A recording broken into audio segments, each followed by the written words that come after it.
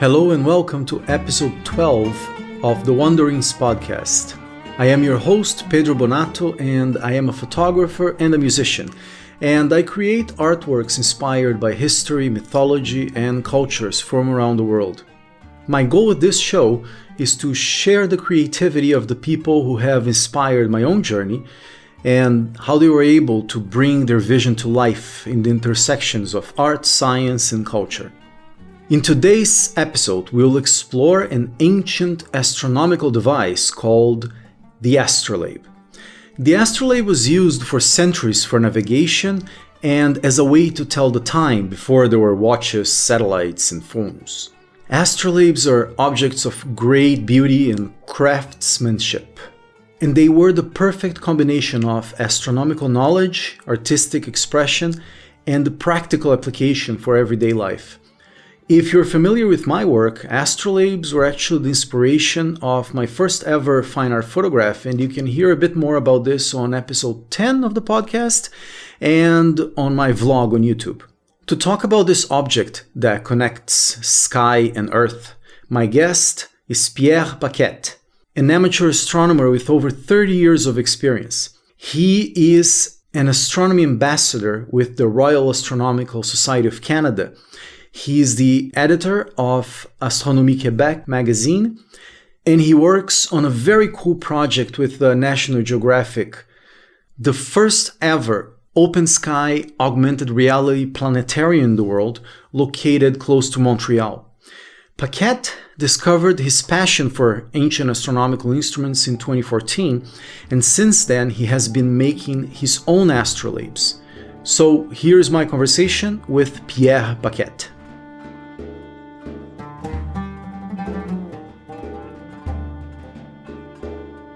Pierre, welcome to the show and thank you for being with me today. Thank you for inviting me. No, my pleasure. And so the first thing I think we should talk about is, before we talk about your work specifically making astrolabes, would be to give a general idea what astrolabes are so that the people that are listening to can know more or less of what we're talking about.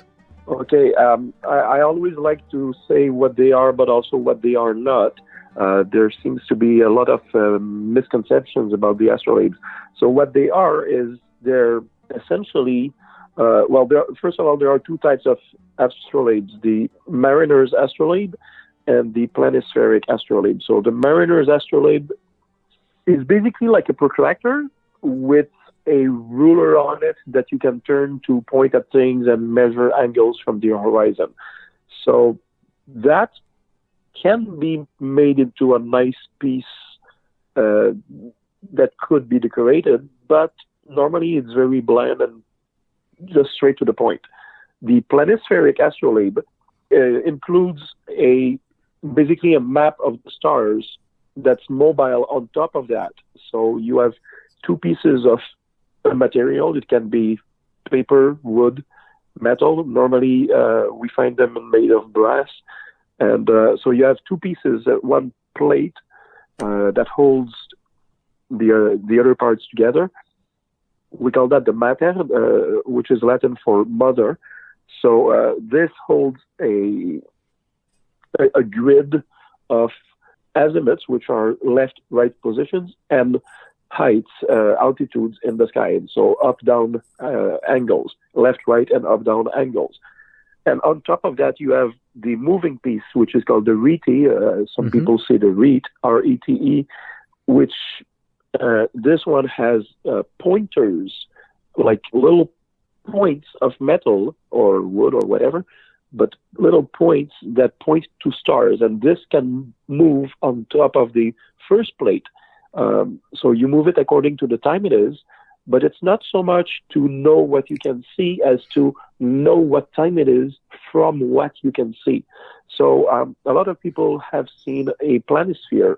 You can buy them in many bookstores, science stores, which are basically a map of the stars. And on top of that, you have a clear plastic with a part that's shaded so that you cannot or can barely see through. And the rest of the piece of plastic is clear and you can see the stars. Mm-hmm. So that shows you what stars you can see at a certain moment. Well, the astrolabe is basically the inverse of that. You set the stars that you see, and then from there, you figure out the time it is. Now, the main purpose of the astrolabe is to tell time, yes, from the stars, but you can also tell it from the sun.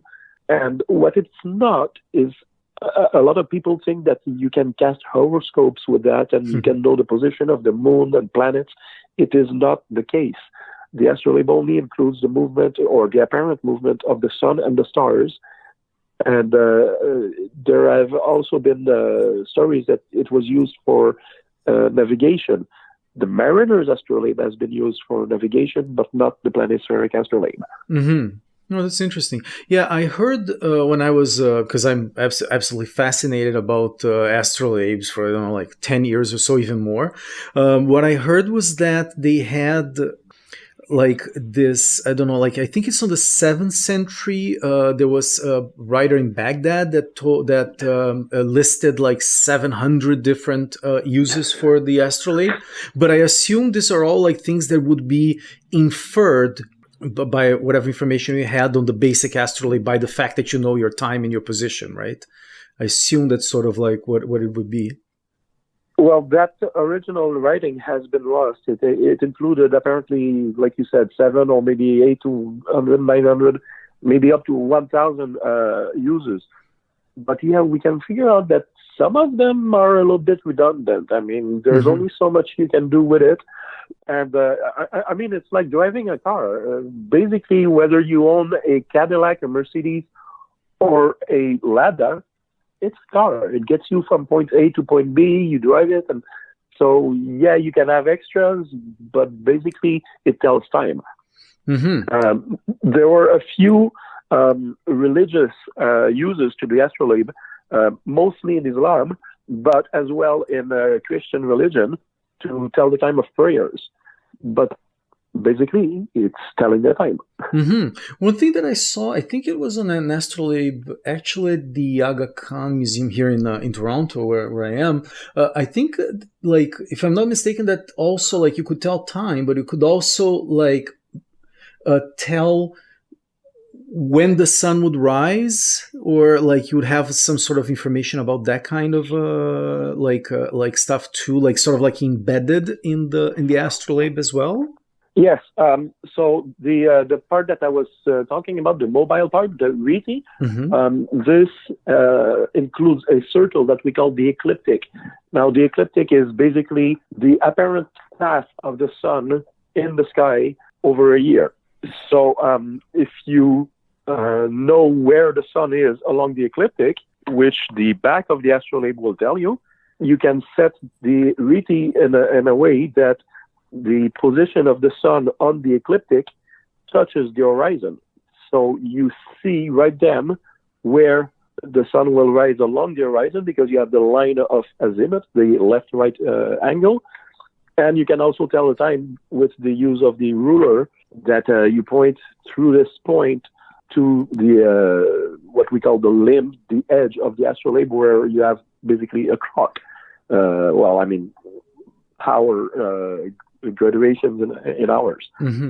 So yes, you can tell when the sun rises, when and where the sun rises, when and when the sun sets, how high the sun or any star will get in the sky for a given day.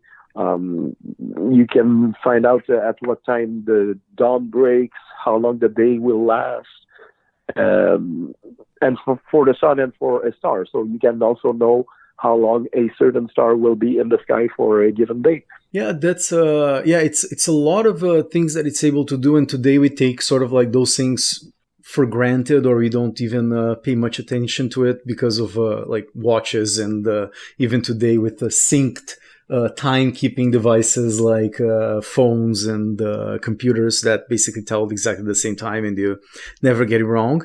But I think the astrolabe was used for how long? For like 1,500 years or something like that? We don't know exactly when it was invented, and it probably was not invented in the same way that it is now. There are some ameliorations that were brought to it that we know more or less when they came. So from, let's say, the earliest thing that we can call an astrolabe as it is now, that would be around the year 1000, and it finished being used probably in the late 17th, 18th century, so let's say 700 or 800 years as it is, as we know it, and earlier versions for maybe another 300, 400, 500 years before that. So a long time. How were, like, because actually that's one of the things whenever I'm researching about astrolabes is one thing I'm not really sure, that the more, let's say, ancient astrolabes that were from Ptolemaic times, I assume, because apparently the flat astrolabe was attributed to being created by Hypatia, but I don't know how accurate that information is. But what would be the difference between let's say, this ancient astrolabes to this, let's say, quote unquote, more modern one from year 1000? Basically, the oldest one that we found, and that is still in one museum, dates from around the years 900 or so, and it does not have all the lines on the main plate on the mater. So you don't have the left, right, up, down angles. It only has the horizon and a bar and to measure angles, basically. So that evolved a lot over the next few hundred years, all thanks to the Muslim astronomers who wanted to know more because they needed to tell the time for their prayers and for finding the direction of Mecca. So they basically invented spherical trigonometry. Basically, before in Europe, we even knew about trigonometry. So we owe them a lot. And so Hypatia and Ptolemy, they probably knew an instrument that was maybe related to the ancestor of the astrolabe, but they did not have an astrolabe as we know them nowadays. But they would be, from what I understand, also using the same kinds of projections, right? This, I forgot the name of the projection. I think it's like spherical. I forgot the name of the projection. The stereographic. Stereographic, that's the one. Yeah. So basically what the stereographic projection is, you have a sphere that is our representation of the sky, because the sky looks like a sphere around us, and you take one point on the sphere, by convention the south pole of the sphere, and you project it in a straight line to the other side, so the north pole, and then you have a screen there, and you project on that screen that touches the sphere. So any point of the sphere will be a point on the plane that will become the astrolabe. So Hipparchus already knew about spherical projection, or if he did not call it like that, he had a hint of what it was. And they were already talking about similar stuff between Hipparchus, maybe 200 years before the Common Era, and Ptolemy, which is about 200 years after the Common Era. So you have I would not say a gap, but you have a span of time of 300, 400, 500, 600 years in which history is very blurry, and we don't know exactly who did what. And sadly, a lot of that was caused by the burning of the Library of Alexandria, which had a lot of information. So there were probably some treatises about the astrolabe or similar things. The earliest treatise that we have still extant about the astrolabe as we know it comes from John Philoponus, and that's from the years, give or take, 600-700. Oh, okay. So we don't know exactly what happened before. So it probably, like, there would be some sort of device, or at least a hint of the techniques used to create the astrolabe, but then probably with the information that was saved up or that remained even in the Islamic world, right? Because they had a lot of the Greek knowledge saved on their writings after Islam, and then probably something like that was saved over time, like I forgot the name of a lot of the works from, I think, even of algebra and like and geometry. They were like that were like from Greek times. They were actually saved up in like Baghdad and places like that, and then they were basically rediscovered. They re-entered the Europe, but that's like, I think, 13th century or something like that. Yeah.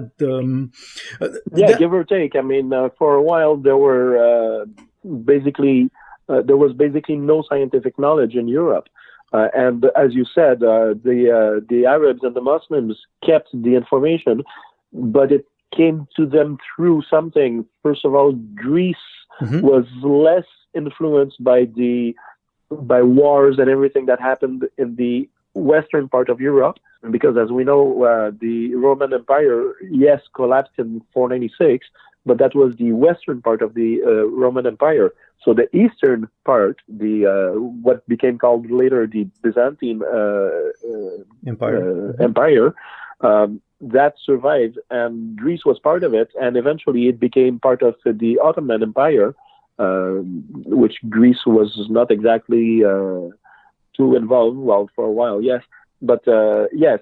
So the information came through other people. So, for example, John Philoponus was born probably in Alexandria, and the other treatise we have after that is from Severus Sebox, who was a Syrian. So from Greece, it went to Syria and then to Arabia, and it spread out through the rest of the Muslim world, and then eventually came back to Europe. Yeah, it's quite fascinating how it traveled, and I even saw that there are they're not astrolabes. They just probably use the same kind of projections, even in buildings in the Middle East, and I think even all the way to India, they have these buildings that are used to basically like map the sky and tell time and do all sorts of things. I think. I think I wrote it's Jumber Mantar, I think is the name of the kinds of buildings. I just recently read about it when I went into my rabbit hole of reading about the astrolabe again, and I thought it was kind of interesting to have like a full scale, like human size representation of the sky, and to do something that is for thousands of years so difficult to do, which was to tell time. Yeah, I had never heard about that before, but it brings up, just after my presentation at the Aga Khan Museum, I bought a book there called Astronomy and Astrology in the Islamic World, and there is an illustration inside that is basically what you're talking about. It's something that's maybe the height of 2 or 3 men, and you can actually see like some guys on the upper floor and some guys on the lower floor, and they have a huge representation of the ecliptic and the equator and the meridian and other things. So yeah, I can very well imagine that there would be such buildings. Yeah, I'm very curious to. I was like, when I saw that, I was like, I will wait a little bit until I research into that. I'll focus on the astrolabe for now. But that's amazing. One thing before we get into how you got into the work of creating astrolabes and all your work specifically, one thing I wanted to mention was that the astrolabe is also such a not only work of like science, engineering, and all this knowledge combined in one device, but also a work of usually great beauty in art, right? They have like intricate details. They're made of brass, and they have a lot of care and craftsmanship in terms of art, which makes it a quite unique object. Oh, absolutely, and that's probably the thing that fascinated me and drew me to the astrolabes in the first time. And I would no doubt believe that it's what drew you as well to the astrolabes. So an astrolabe is normally held by a ring that's at its top, and from there there's a little triangular piece that's called the throne. This is completely up to the astrolabist discretion what there is or is not on it. So normally just that piece in itself is a piece of art.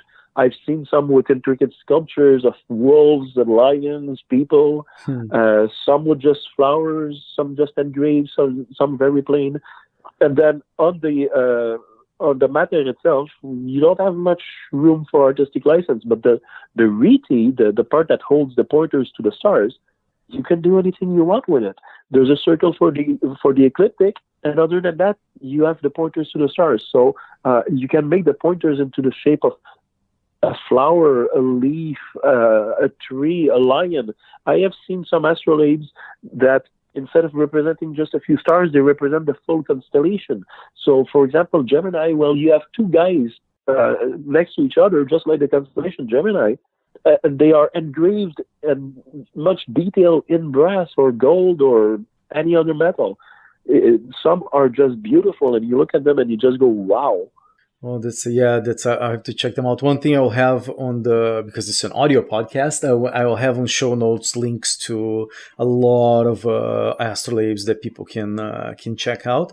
And before we get into your story, the other thing that I think it's important to mention, the materials with which it's made. It's usually like brass, but they would have wood and even paper ones, right? That people would use. Absolutely. The only problem with paper is that normally it doesn't withstand the test of time.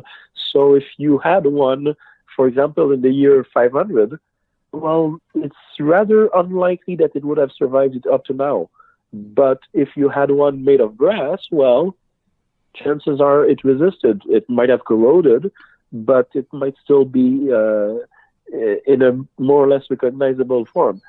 So we can suppose that for each brass or gold or silver or name whatever metal you want, astrolabe that was made, we can imagine that for each one of those, maybe tens of astrolabes were made of paper, and they just did not survive the test of time. They burnt, they rotted, whatever, and they were lost forever. I have friends who have made their own astrolabes, but in paper. But after a few years, they probably said, oh, well, I'm not using it, so in the recycling bin, garbage can maybe. So sadly, metal ones last longer, so thankfully. Yeah, and it's something that is interesting to note is that it was, let's say, the computational device that people had for all that time, right? And people would learn, if you had a chance to go to school, you would learn how to use it, and then usually people today have no idea that it even exists, right? So it's interesting. Absolutely, yeah. The first treatise about the astrolabe in English was written by Geoffrey Chaucer, the famous English poet. And it was addressed to little Lois, my son, who was probably, we presume at that time, was about 11, 12 years old. So Chaucer wrote a treatise on the astrolabe to a 12-year-old in the year, 1000 that he lived, or give or take, maybe 1200. So imagine a kid nowadays, 12 years old, learning about the astrolabe. I'm sorry, all the kids I know would be more intent on playing Pokemon or something. I'm not saying that kids nowadays are stupid. On the contrary, they know more than a kid of the same age back then. But they use their knowledge differently. And that brings me back to what you were saying earlier, that nowadays people have no clue what an astrolabe is or how to use it and stuff like that. People are so acquainted, that's basically what you said. People are so used to modern technology that we take it for granted and so on. Ask someone on the street what time it is without checking their watch or clock or anything. Nobody will be able to tell you what time it is. I mean, you would have a vague idea that, okay, last time I checked the time, it was 3:30. That was, I guess, maybe half an hour ago. So I guess it's around 4. But other than that, people would have no clue how to tell time just like that. Whereas you can look at the sun, you can look at the position of the sun in the sky, and with the astrolabe to tell you exactly, I can tell time to the minute with my astrolabe. Yeah, that's quite fantastic. And the other thing that the astrolabe as a device also, one of the things as I started looking into it, was this idea that you actually had to have some knowledge of astronomy and you had to be able to look at the stars, right? So you have to see, because you have to point at the specific star, which you know which one it is, in order to actually use the device and then tell the time, right? So you would have to have some prior knowledge of at least observational astronomy to take a look, to know, to be able to use the device to tell time, right? Absolutely. So in the daytime, yes, you can use the sun, but at night you can use one of the stars that is plotted on the RETI. So, like you said, yes, you need a basic astronomy knowledge to know what star is which one. Yeah, and so let's move to how you got into it, and because I know you make astrolabes and other ancient astronomy devices. So, can you tell a little bit about your journey into getting into the world of making astrolabes? I think it all started maybe 35 years ago when I started doing astronomy in a very unofficial way back then, being just a kid. And I think the second I learned about the astrolabe, which I would not know exactly when that happened, probably in the late 80s. And I saw that, I was just, wow, fascinated. That's such a beautiful thing. But the price tag scared me. I come from a not very rich family, so price tag is always important, you know. And here in Quebec, we have a man who makes mariners astrolabes, or made back then, and armillary spheres, which is basically a 3D representation. So you have a ball in the middle, that's the Earth, and you have rings, normally made of metal, around it, representing the equator, the ecliptic, and the poles and whatnot. And even those armillary spheres and the mariner astrolabes that he made would have a price tag with a few zeros more than what my wallet could afford. So it always stayed just a fascination. And recently, sadly, this man who's still alive, but he's getting older, and his health doesn't allow him to work metal anymore. So he just stopped making them. So my possibility for buying some from him just vanished anyway. And around the same time, actually, slightly before I knew that he was retiring, I used to own a cabin, and my cabin was basically falling apart, but I was still trying to keep it alive, like you would try to keep alive a cancer patient who's in terminal phase. So eventually, I sold it, but the little work that I had been doing on it was keeping me and my hands busy. So I was at home and twiddling my thumbs. Yes, it's one thing to read and write and stuff like that, but I wanted to do something with my hands, to make something. And one morning I just woke up and I'm like, yeah, you know, I'm going to make an astrolabe. And my girlfriend at the time was like, you're crazy or what? I said, no, I think it's possible. And we debated the for and against, the pros and cons. And okay, there were many cons, but I thought, you know, taking it easily and doing what I can. I'm not going to go too fancy, too overboard, but I'll do what I can, and whatever happens, happens. Well, sorry to interrupt, but just curious, what would be the cons of making an astrolabe? It seems like a great project. Well, first of all, it's made of metal, so you need to work metal. Right. I get it. Mm-hmm. Where do you work metal when you live in a 5.5 on the second floor? I get it. Just so a mess of a nice project. Exactly. I did not have any workshop or any room that I could use as a workshop, although I did use one of the rooms for a while. But so eventually I had to stop my work on the astrolabe for a while because one day my ex's daughter ended up with a piece of metal in her eyelid, like not planted in the skin, just like loose. Oh, no. So they could remove it very easily with Twizzlers. And it could have happened at the park, playing at the park. The doctor even told my ex, we don't know how it happened, but maybe playing at the park, the wind blew that into her eye. Mm-hmm. But the finger was pointed on me.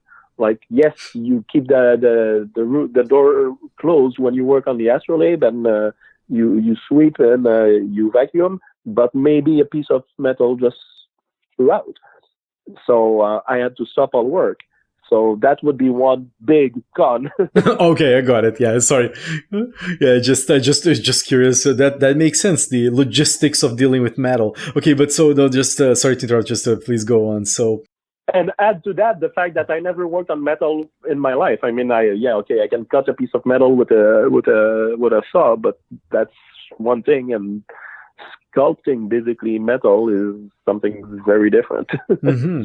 Yeah. So you woke up one day, you decided to start that you wanted to make an astrolabe, and then you had little negotiation with your partner, and then what happened? Well, then work started. I first of all, I had to look for materials, which was not easy. I thought I would just go to Home Depot and buy a piece of brass there. Apparently, Home Depot and such stores, at least here in Quebec and apparently in Ontario either, none of them sell pieces of brass. So I had to find a metal dealer.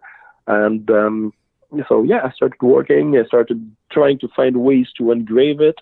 The learning curve was quite steep, and I'm still at the very bottom of engraving. I would not call myself a metal engraver, just that I can engrave enough to make an astrolabe, Mm-hmm. Yeah, I just started working, and I kind of gave myself a deadline in that at the local astronomy club, the Laval Amateur Astronomer Club, just north of Montreal, of which I am a member. Mm-hmm. I decided to give a talk at a specific date. I told them on that day, I'm going to give you a talk about ancient astronomical instruments. So, okay, we write it down in the calendar. I think it was May 20th, 2015. Pierre is giving a talk about ancient astronomical instruments.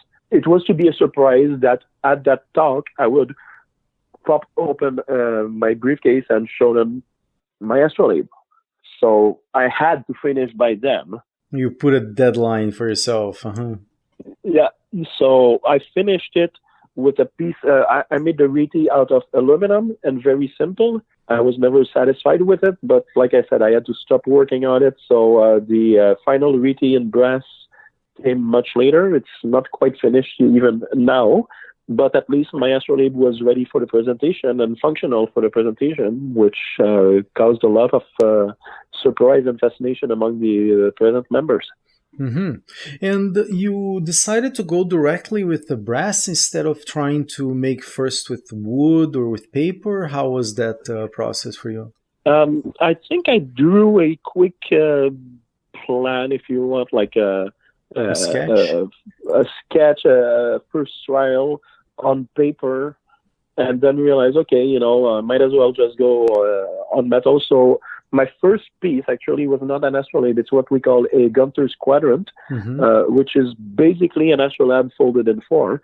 So you have 1/4 of a circle, basically like a huge pie slice, engraved with various curves and lines and whatnot.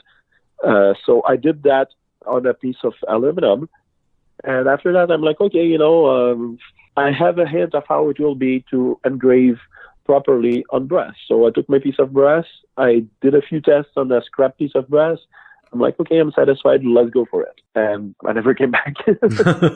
Yeah, I imagine working with metal, it's probably something like fascinating working with your hands, quite on its own, a very interesting journey besides knowing the technical aspects of making an astrolabe. Oh, absolutely. I mean, it can be very infuriating, frustrating because it's slow. And sometimes metal does not behave like you want it to behave, but it's fascinating. And the learning experience is like, oh, okay, I can do now something that I was not able to do before. I may never use it professionally. I will never say that I'm a metal engraver, but it adds to my personal baggage. And mostly it's the satisfaction of my own work. For people who like doing things themselves, they will relate.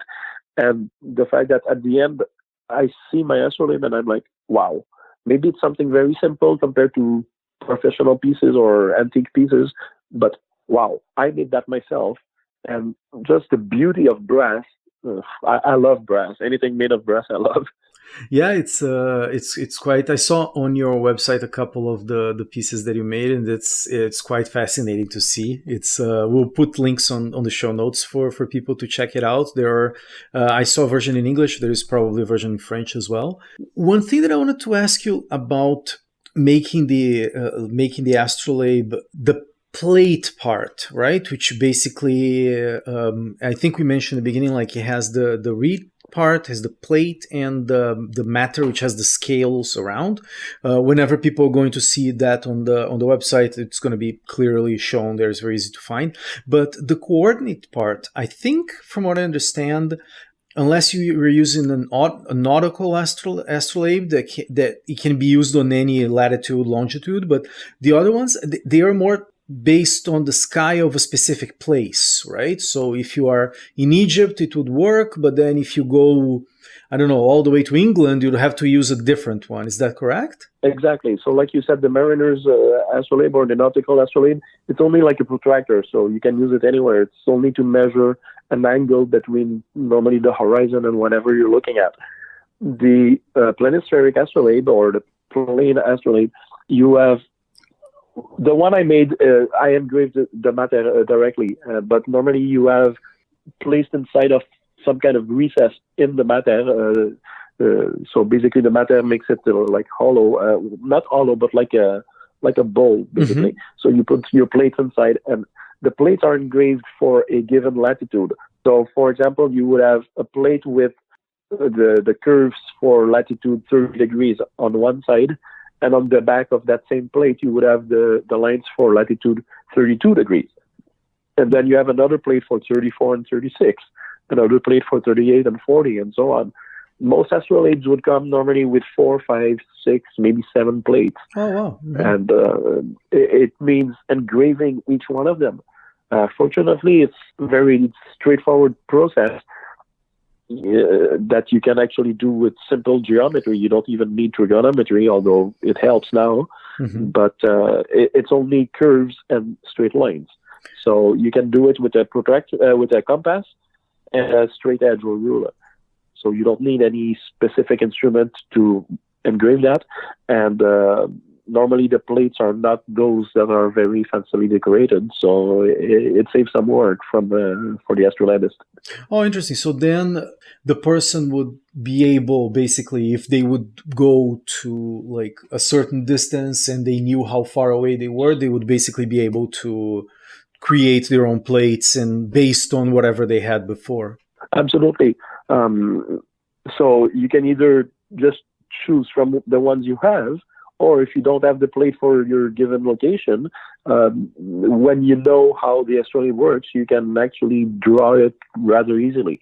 Well, that's I didn't know about that part. That's interesting. It's like make your own app for the astrolabe in a way. Like that's great. Basically, and the process I explain it in just a few pages actually, in a small booklet that I publish on my website. It's called Secrets of the Astrolabe. Mm-hmm. People can download it for free as a PDF. Oh, okay, great. Yeah, we'll put links to all that on the show notes, and I would highly recommend people to go and check out your work and see everything about the astrolabe, because if you're into it because of the art, you'll get hooked. If you're into it because of the science, you'll get double hooked, and if you're into it because of the history and the religion, philosophy, all those things, it's a remarkable device that captures so much of our history. It's quite fascinating. Absolutely. Yeah, one thing that you did, I saw on your website that so you made also this even more ancient timekeeping device, the Egyptian merkat. I think that's how you pronounce it. Yeah, the KH is something like coughing, so it's like merkat or something like that. I don't speak Arabic and ancient Egyptian even less. So basically, the merkat is it's a stick. And at one end of the stick, you have, at a 90-degree angle, another piece of stick, like basically like your thumb up at the end of your arm. And so you point the long part of the stick towards the west in the morning and towards the east in the evening or in the afternoon. So the rationale behind that, just to go back a little bit, is that every village had its own huge obelisk in the middle of the village. For an example of the obelisk, there's one in Paris at the Concorde Gardens that they took from Luxor. And so this obelisk is just basically like a huge tall stone or post. It did not have to be made of stone and be engraved like that one in Paris. It could be just a tall pole. And people would tell time by the shadow cast from the pole. So when the shadow would be pointing to a certain rock on the ground, maybe you knew that at that rock it's time to go eat. You know that when the shadow points to the other rock, your friend Mehmet is waiting for you because he has something to tell you. He wants to tell you about his trip hunting or whatever. But the problem is, people were not always living close enough to the obelisk or the post or whatever, so that they could not see the shadow and where it was. So they owned a merquette, and the merquette was maybe 1 foot long, the long part of the stick, and the vertical part was maybe an inch and a half. So you would have it cast a shadow. The vertical part would cast a shadow on the long part. And there were graduations on the long part, a little bit like the equivalent of our hours. If the shadow points on the first line, then it's 1 o'clock. On the second line, it's 2 o'clock, and so on. Of course, they did not call it 1, 2 o'clock and whatnot, but it's basically the ancestor of our timekeeping system. So let's say that you and I meet at some point let's say in the morning, and we talk together. And let's talk later. Let's talk at snake time. So that meant that on the merquette there was a line engraved or painted with a snake next to it, a hieroglyph drawing for whatever it meant. So you go your way, I go my way, and then checking my merquette once in a while, I see that the shadow approaches the snake. It's time to go meet Pedro.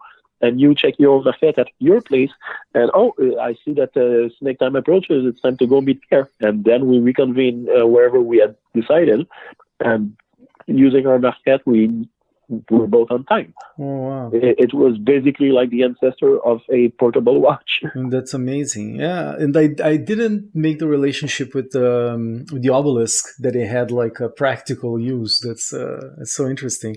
And how was it for you to make this Manhattan? Did you get it like some instructions on how to make it? Did you make based on replicas, or how was the process of making it? I saw one photograph. I cannot exactly remember where, probably on Wikipedia, of one merquette that was made of stone, or it looks like maybe ivory or something. It's a dark material that doesn't look like wood or metal. So I would suppose some kind of stone.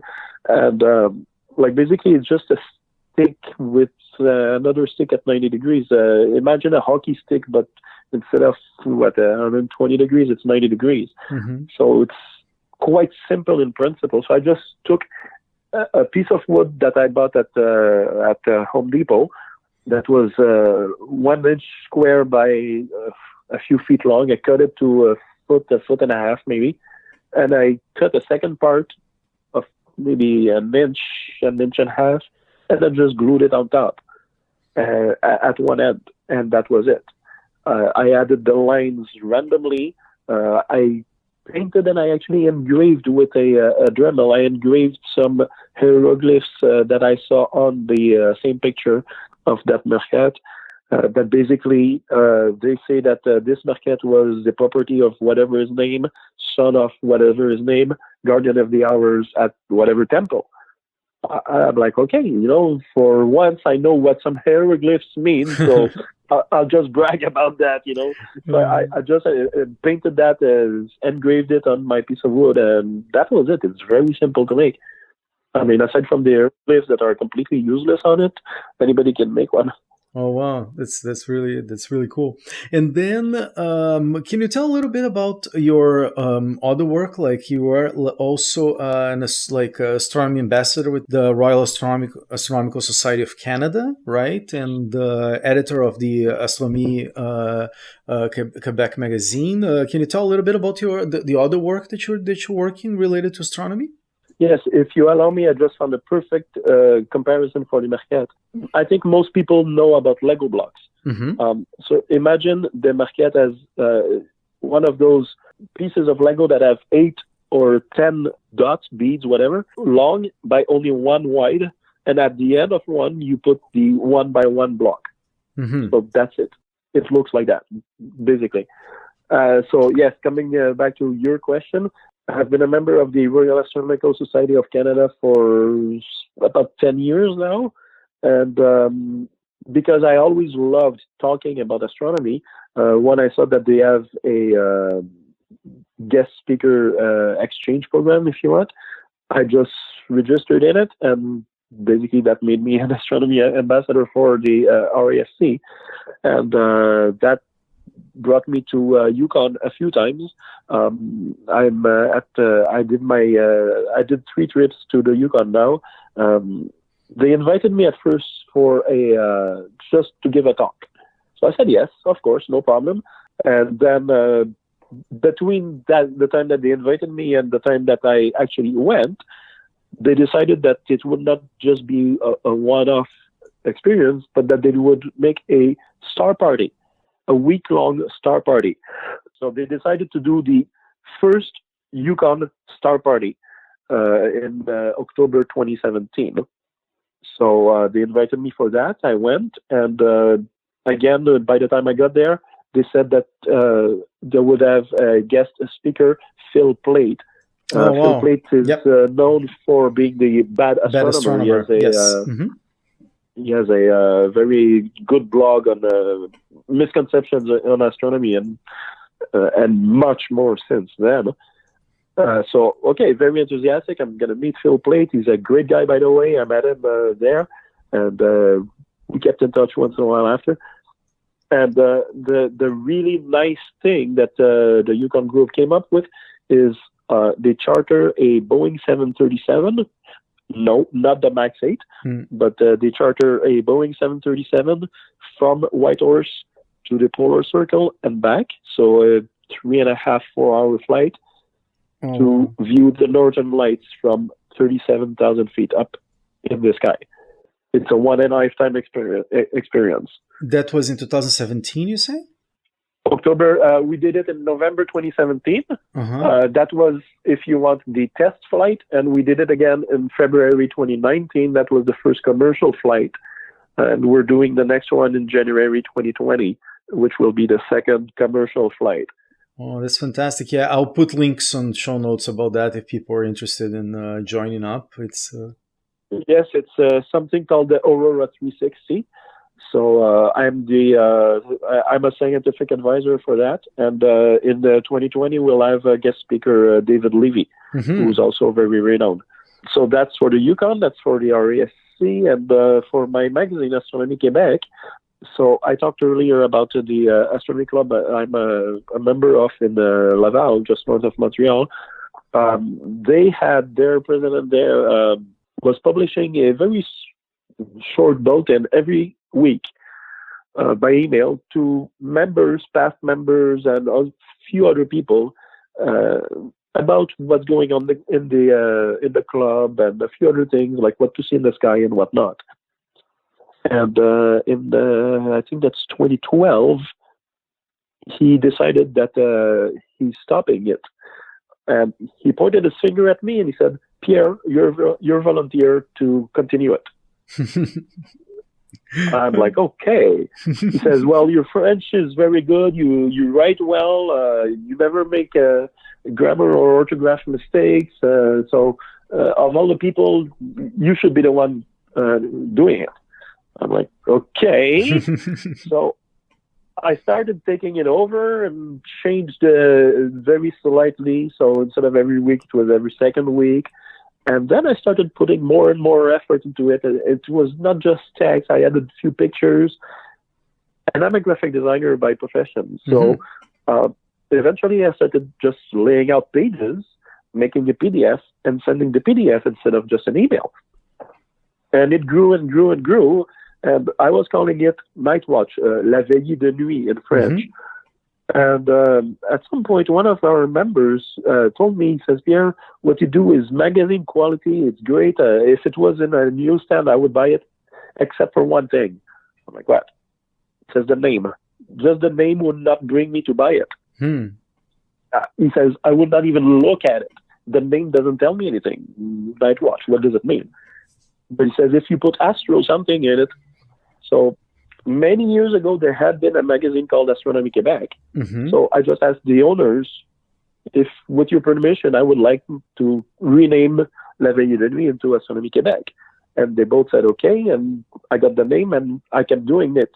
And it became like, I wouldn't say a full-grown magazine with the last few editions had maybe 40 pages. I had regular columnists. I would write a few articles myself. It changed shape over time. Like sometimes in the beginning, I would put a map of the stars. Eventually, I stopped putting it. What to see in the sky, that went away, came back, and so on. And so people could download it for free every month at first, and then eventually I did it every second month up to 2016 that I stopped because I found that it was a little difficult to find articles and whatnot. Mm-hmm. But it's still in the back of my mind. It will come back at some point. I just don't know when. Yeah, maybe something online too would be Well, be it was online. Oh, it was. Yeah, Yeah, it was online. It was never paper.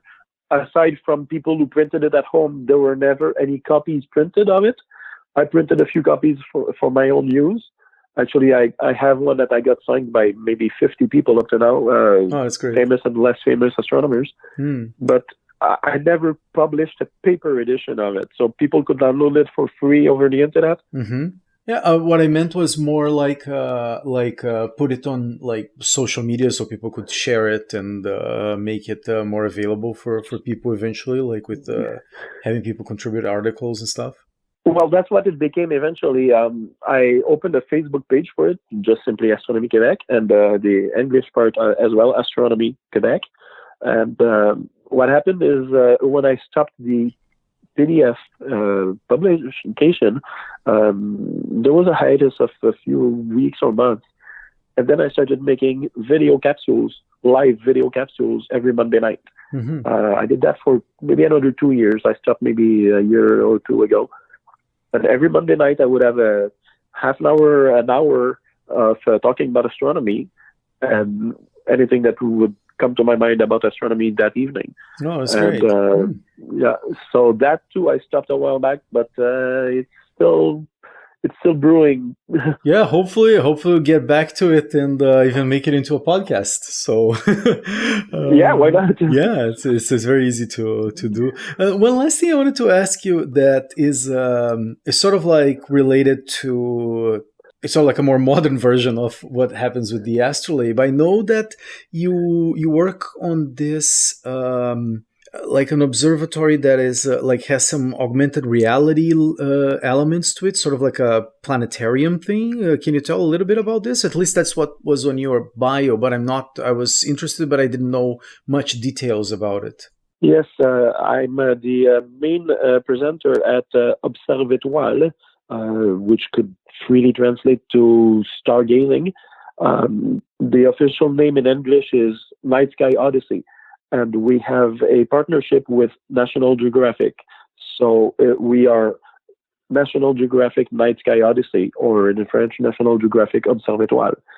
So we are based in Sutton, just southeast of Montreal, maybe an hour and a half from Montreal, an hour and a half from Quebec City, close to the U.S. border. Actually, so close to the Vermont border that our closest neighbor to the south is in Vermont. And maybe, I would say probably 7-10 kilometers away. So the sky there is dark, very dark. We actually are the second, after the Mont-Mégantic Observatory and surrounding area, we're the second dark sky preserve in Quebec, accredited by the Royal Astronomical Society of Canada. The sky is super dark, and we have a natural amphitheater sitting 184 people with heated seats. So if the temperature is not too nice, you turn on the heated seat, and, well, at least your bum is not too cold. Oh, wow.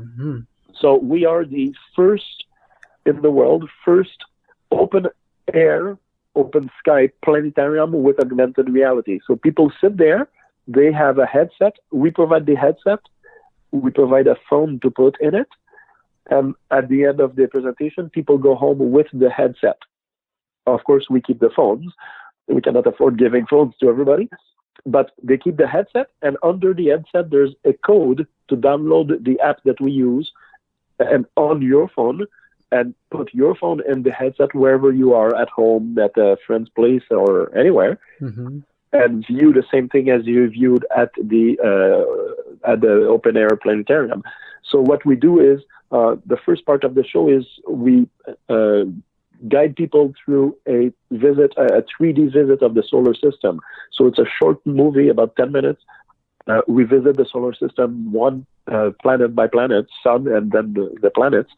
And I'm in the front, or someone else when I'm not available. The presenter's in the front and telling people what is specific about each planet. That's Mercury, it's so big and so small and no air, this and that.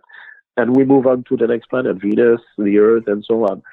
And at the end of that, the headset moves back to sets back to planetarium version, planetarium mode, in which you see the stars, and it's augmented reality. So you can see through the headset the real sky, or the real anything that you're looking at. So if you're in your living room, you see the rest of your living room. So when you look at, for example, Jupiter in the sky, you see the real Jupiter through the headset, but it also says, next to it, it says Jupiter. You turn your head and you look at the moon, it says moon. Okay, everybody knows it's the moon, but still. What's nice is when you look at the constellation, it says Sagittarius, and you have the drawing of Sagittarius. You put your head up, you see Hercules there, it says Hercules, and you have the drawing of the mythical hero upside down, because that's how they represented it back then, all from drawings that were made by Johannes Evelius in the 17th century. So for each constellation, when you look at the constellation, you see the drawing of the constellation, you see its name, and the presenter in front tells you the mythology behind the constellation. Why do we call it Sagittarius? What's the story? What did it do to deserve its own place in the sky? Did it have friends or foes? Why did people believe that? So all the mythology of 20-some constellations that you can see in a given night. And of course, at the end of the night, people are there to see the stars, so we remove the headsets and we just enjoy the real sky, accompanied by comments and did you knows or something like that from the presenter in the front. And of course, we accept questions at the end of the evening. We do one presentation every week from early June to late October, so Saturday nights. After the National Quebec Day, Saint Jean-Baptiste, which is June 24. So after June 24, we also do Tuesday nights, and we will do a few Sundays and maybe a few Fridays as well during the summer, depending on vacations and holidays and whatnot. And last year we did saying quickly, I would say maybe 35 presentations. Basically, all of them were sold out. Oh wow, that's amazing. If people are ever that they're listening to the show want to check it out, we'll have show notes and everything. And that sounds quite fascinating, because in a way we started talking about this ancient device that was used to tell time, but it of course depended on your knowledge of the sky, and now we have this super advanced device that tells us the time instantly, and now it's being used to help to put us back in contact with the night sky, something that could be considered to have been lost to a certain degree. So congratulations on that project. It sounds fascinating to take people away from their phones for a while and use their phones as bait to the cosmos. Sounds like absolutely, it's a great idea that the promoter of the project had, and his name is Jerry Fontana, and it's ObservÉtoiles.com. It's if you want to go, and if listeners want to go, I would advise booking in advance. Mm-hmm. But the demand for English is much less than for French, so that's why we don't have more. I imagine. But if listeners keep calling and say, "Hey, I want English," maybe we'll do more in English. Yeah, that's great. That sounds like a great idea. Including one thing that I just thought, like it could be. Have you ever thought of recording those presentations and do like a guided presentation that the person can see? Maybe have the app after they go or something, then they can have new versions of it so that they can learn different things. Well, there are recordings, or there will be recordings done very soon. Oh, cool. Because we will be selling the headset by itself in the United States. I'm not sure exactly how the distribution and whatnot will work, but people will be able to buy the National Geographic Night Sky Odyssey headset, put their phone in it, download the app, and look at the stars and hear the story of each constellation. Oh, that's amazing. Oh, cool. Yeah. What's next for you in terms of your work with creating the Astrolabe and other ancient devices? What's next for you? What are you planning to work on? I don't know. The sky's the limit. Well, first of all, I want to finish my first complete brass astrolabe. I finished one small one, but the big one I want to finish.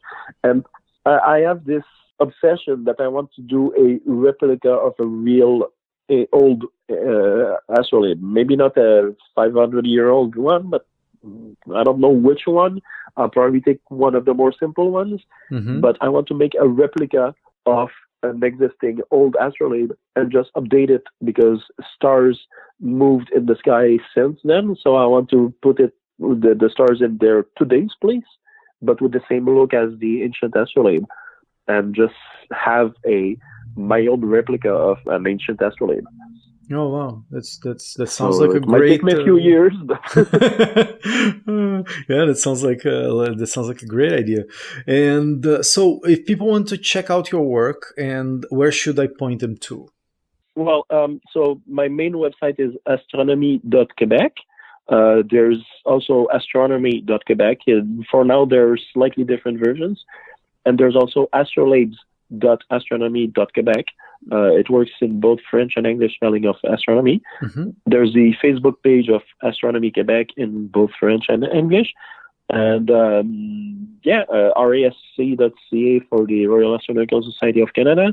Astronomy in French, Laval.org for the Laval Club. And of course, ObservÉtoiles.com for the planetarium in Sutton. Yeah, that's amazing. Yeah, so Pierre, really thank you for talking to me and giving so cool information about the Astrolabe. I'm very glad to connect with you and hope to see you soon when I visit Montreal. Well, give me a buzz and I'll be happy to go have drinks with you or whatever. Absolutely. Cool. So with that, that's the show. Yay, cool. So that's it for today's show. Thank you for listening to the Wanderings podcast. You can find show notes and links at pedrobonatto.com/podcast. If you like the show, I would love if you could share it with your friends or leave a review on iTunes.